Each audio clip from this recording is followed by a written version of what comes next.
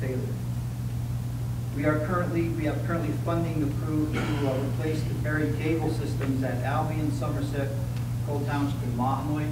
They basically, manufacturers tell us we get 10 to 15 years of those systems, and they've outlived their life expectancy, so the funding's in place. The projects are in a design phase right now, and hopefully we can get those projects complete within a year or so.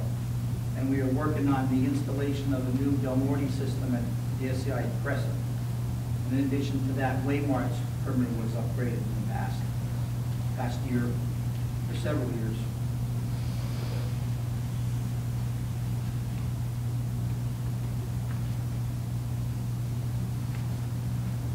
Again, some of the programmatic things that we do are the use of our nationally recognized K-9 school, the use of the K-9 units, and I'm proud to say that our institutions are 99% drug-free. We have a very active security division that coordinates the local security offices. They do a lot of cell searches. They develop that system of informants inside that keep everybody appraised of what's going on inside. We use the Field Intelligence Unit division of our OSII for intelligence gathering, both inside and on the street. And we have done a lot of work with the SPG validation panel, making sure that we're tracking our security threat groups inside.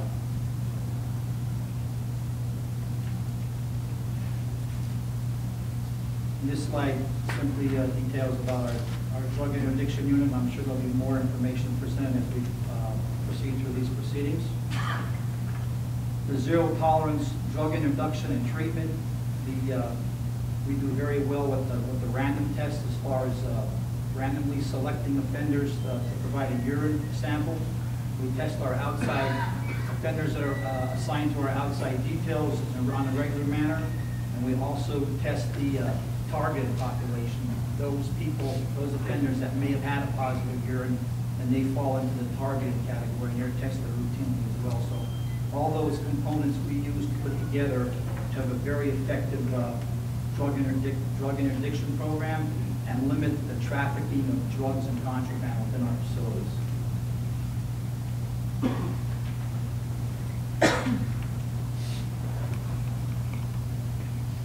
This slide demonstrates a little bit about what we have done as far as ensuring our staff personal safety. We've done a lot with radios. We recently, this project has taken several years to complete the 800 megahertz radios. We have the 800 megahertz radios in all of our dock buses. The institutions have 800 megahertz bases. They all should have 4 portable units. And right now the vendor is working on installing the mobile units in designated institutional vehicles to ensure that we have clear lines of communication between the facilities and what's ever on the road. Some facilities use the PARs or the personal body alarms, and the mandatory body armor. You know, the vests are a policy decision. It's right in our policy that the vests need to be worn by designated staff, and it's an essential job function for the wearing of body armor. I've heard, you know, I wore a vest when I was an officer. I've heard the gripes about the vest, about, you know, they're hot, and they can be hot, but I think we've taken sound steps to ensure that we provide cool-down areas for our people that wear the vests, and we encourage them and provide them with hydration. We give them, you know, drink as much fluid as you can.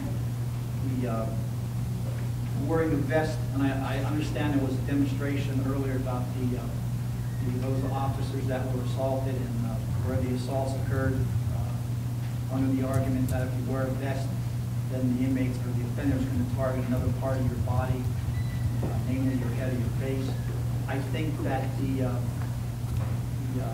vest certainly decreases your level of vulnerability from your internal organs, although we still need to focus on as far as what we can do to mitigate and lessen the chances of a serious assault on an officer's head or face. Our colleagues in the Federal Bureau of Prisons as a result of a stabbing that occurred in, I believe, 2007 or 2008. They were providing their officers in their penitentiaries, the maximum security facilities, with body armor. And I believe this past Friday, their union that represents their officers has won a pretty significant decision in that I think the BOP withdrew their objection to issuing the protective body armor to all their officers, and not just their officers at their penitentiary. So they're going to negotiate the issuing of protective vests to all of Bureau of Prison employees. You know, I think all that being said about the vests, certainly they're not a Superman's cape. I don't believe that. I don't think anybody in this room believes that. However, I think whatever we can give our people that's going to lessen the chance that they receive a serious or, God forbid, a fatal injury to their thoracic area or stomach area, then we need to do that and make sure that those people that are wearing the vest can go home at night to their family and friends. So I wouldn't want to be faced with that decision to, certainly remove an article of protective clothing and then somebody sustains a fatal injury. I would never want to make that decision. You have a tough decision. I note on your slide that it says that the vests are puncture resistant, and there was testimony in the association presentation that they're merely, I shouldn't say merely, but they're slash resistant and not puncture resistant. Can you speak to that? They're tested. Our the type of vests that we have, I believe they are tested by the NIJ, and they're puncture resistant up to stage 2, which is, I believe it's 23 or 33 foot-pounds of pressure from a pointed object. They won't stop a conventional knife like a butcher's knife or a chef's knife. They won't stop that, but they do offer some protection for that pointed. Okay, thank you. And then we, as far as our assault figures, we monitor and track the figures very aggressively through our scan report, and we'll talk about that a little bit later on. Some of our options in our toolkit as far as we can issue to our staff short of deadly force, and certainly we're authorized to use force up to and including deadly force when the circumstances permit. We have a difficult job running facilities, especially those units that the offenders basically don't do what we tell them to do, and if we have to use force, we use force. And these are some of the less lethal options that we have in our inventory to get them to do what we want them to do. Talk about the electronic body immobilizers or EVIDs, the use of OC, the oleoresin capsicum spray, our use of pepper balls, the shields, whether it be just a concave capture shield or an electronic shield, the sim rounds, the FN303, and Protecto-Jet is a delivery system to disperse the OC. We also permit our facilities to store 5 shotguns that are in an area that's easy to issue, and 2 of those 5 shotguns are authorized to be loaded with the less lethal sim rounds, and they're marked so they can be quickly distinguished what weapon has the less lethal ammunition, less lethal rounds. Again, each month the Department of Corrections provides PSCOA with the report that includes all staff assaults. The assaults are broken down to minor assaults, major assaults, and throwing assaults. Basically, your minor assault would be, I guess, a brush by, or when somebody brushes an officer and they've written up for assault. And throwing incidents are just exactly that. An officer or staff member has a liquid thrown on him. And then the major assaults where there's serious injury involved, and that requires some intense hospitalization.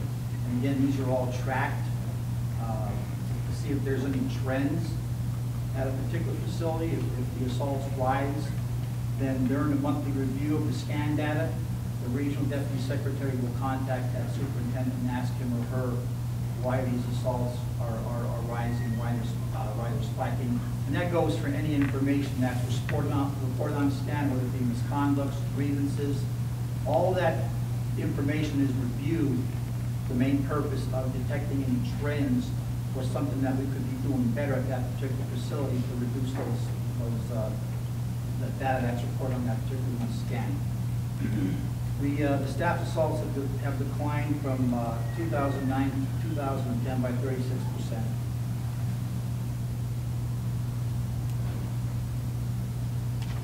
Don't mind the man behind the curtain.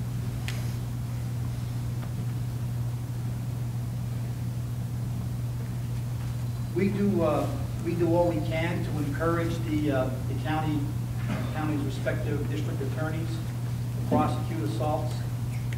Some are better than others, and we've also encouraged those DAs and prosecutors that when there's an assault prosecuted, that something other than a concurrent sentence is issued.